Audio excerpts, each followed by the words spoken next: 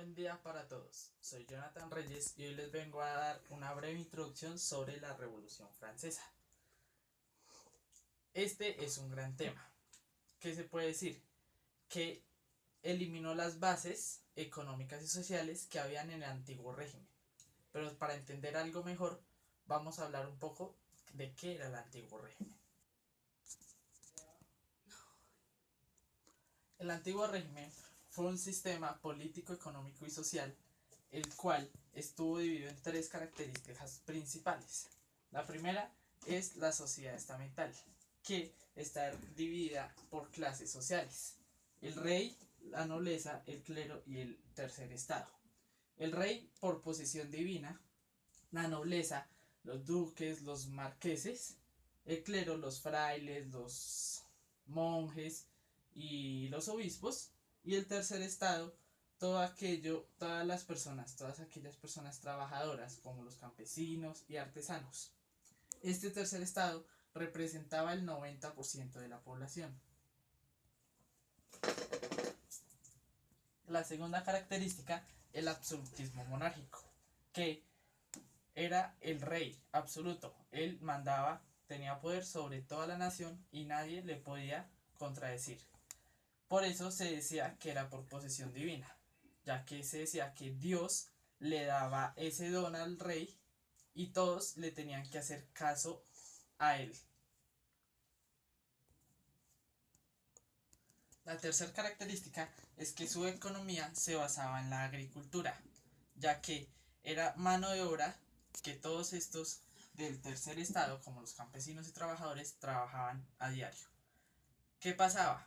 Cuando había una crisis de subsistencia, pues las plantas y todo aquello le llegaban pestes, le llegaban enfermedades, y por eso en algunos momentos se da una crisis, la cual todos ellos tenían que sufrir las bajas defensas y el poco aseo. Listo. Ya teniendo en cuenta cómo era el antiguo régimen, vamos a hablar más de las causas de la Revolución Francesa. La primera y la más importante, que fue que la burguesía cobraba muchos impuestos a los del tercer mundo, a los campesinos, para pagar sus guerras y para pagar una deuda que tenían los monarcas. La segunda, por esta razón se dio el odio a los monarcas, ya que cobraban más y no respondían a lo que necesitaba el pueblo. Y la tercera, se daba la desigualdad social, ya que no había como un privilegio mutuo, sino del clero, la nobleza y el rey tenía privilegios y de tercer mundo no los tenían. Los últimos son los únicos que pagaban impuestos. El clero, la nobleza y el rey no pagaban impuestos. Otra de las causas es que llegaron pensadores que basaban su fe en la razón. Por eso se les llamaban pensadores ilustrados. El primero de ellos fue Montesquieu, quien decía que tocaba cambiar la monarquía absoluta, un rey absoluto, por una monarquía parlamentaria. ¿Qué quiere decir esto? Que el rey debía basarse en todas las peticiones que tenía el pueblo y que estaba constituido por un parlamento, ese pueblo. Él decía que tocaba dividir el poder. El primero era el ejecutivo, el del monarca. El segundo, el legislativo, que era una cámara de representantes hecha por el pueblo, que el pueblo escogía. Y la judicial, que era cuando un juez tenía un poder diferente a los otros dos. El segundo pensador ilustrado fue Voltaire, quien dijo que, bueno, en sí no dijo, él criticó la monarquía, criticó la religión y criticó la vida política de estas dos. Por eso, él decía que se debían respetar unas leyes que se crearan por el mismo pueblo. El tercer pensador ilustrado fue Rousseau, quien decía que la soberanía, el orden del poder proviene del pueblo y por eso representaba la autoridad y el poder supremo.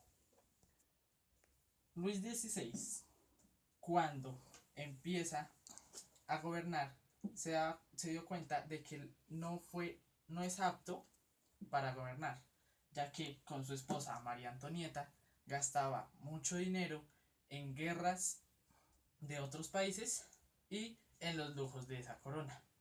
Por eso, los impuestos a las personas más pobres, por decirlo así, al tercer estado, eran cada vez más altos. Y por ello, las personas del tercer estado se enfurecieron y fueron en toma de la Bastilla como símbolo de que empieza la revolución. En esta Bastilla habían solo siete personas encarceladas, pero en sí, por lo que fueron a la Bastilla, fue por arsenal para ellos empezar su revolución y poder defenderse. Este símbolo es muy dicho en Francia, ya que por esto fue que empieza su lema libertad, igualdad y fraternidad, que fue lo que los caracterizó en ese tiempo. De ahí salieron los derechos del hombre, que fueron cada una de esas cositas y derechos que pidieron el pueblo para poder sobrevivir y tener una mejor calidad de vida. Un día, Luis XVI, cuando vio que ya no tenía el poder, se intentó escapar de París, ya que lo tenían encarcelado. Cuando se fue a escapar, lo encontraron casi para llegar a la frontera contra Austria. Cuando lo encontraron, se le declaró culpable de muerte y lo condenaron en París a la guillotina, un instrumento de ejecución muy eficaz. Por ello, Luis XVI murió en la guillotina diciendo que él era inocente de la sangre que se iba a derramar. Después de que Luis XVI fue condenado a la guillotina y murió, empieza lo que se le llamó el régimen del terror, que fue cuando todas las personas, todos los ciudadanos tenían miedo que se les condenara igual que a Luis como traición a la patria o como persona que amenaza a la revolución. Por eso hubieron más de 300.000 ejecuciones en ese tiempo por este hecho. No se sabe si fueron por en serio estar en contra o por hacer como una falsa publicidad. De esta manera, cuando ya vieron que esto no estaba funcionando, se crean los derechos. Ahí fue cuando en serio se planteó todos los derechos que iban a estar en esa época. Todos los derechos y leyes que iban a tener esos ciudadanos para poder tener una Francia mejor. Concluimos con Napoleón Bonaparte, quien fue un militar nacido en 1769 y muerto en 1821. Él era muy ambicioso, lo cual se consagró en la Catedral de Notre Dame como emperador, porque le dijo al pueblo que le iba a dar estabilidad. Por eso se le consideraba el mayor genio militar de la historia. Pero eso es una historia para vernos en otra oportunidad.